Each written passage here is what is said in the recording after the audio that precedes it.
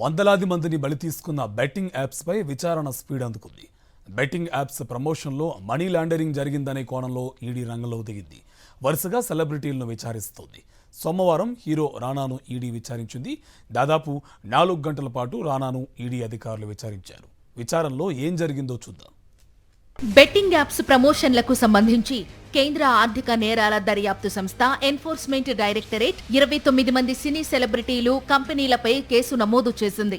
ఇప్పటికీ సినీ రంగానికి చెందిన ప్రకాష్ రాజ్, విజయ్ దేవరకొండలను ఈడీ విచారించింది. సోమవారం హీరో రానా ఈడీ విచారణకు హాజరయ్యారు.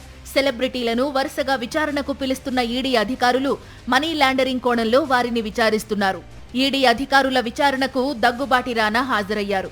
4 గంటల పాటు ఆయన్ని ఈడీ అధికారులు విచారించారు. విచారణ కోసం పలు డాక్యుమెంట్స్ ని సైతం తీసుకువచ్చిన రానా వాటిని ఈడీ అధికారులకు అందించారు. అన్ని డాక్యుమెంట్స్ ని ఈడీ అధికారులు పరిశీలించారు. జంగిల్ రమ్మీ అనే యాప్ కు రానా ప్రమోషన్ చేశాడు. యాప్ ప్రమోషన్ తో ఎంత మొత్తం వచ్చింది, ఇందులో నగదు రూపంలో ఎంత తీసుకున్నారని అధికారులు రానాను ప్రశ్నించారు.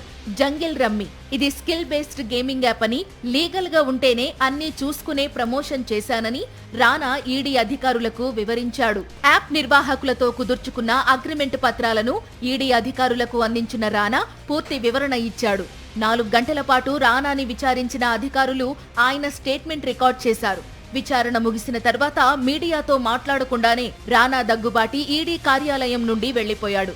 బుధవారం మంచు లక్ష్మి ఈడీ విచారణకు హాజరు కావాల్సి ఉంది.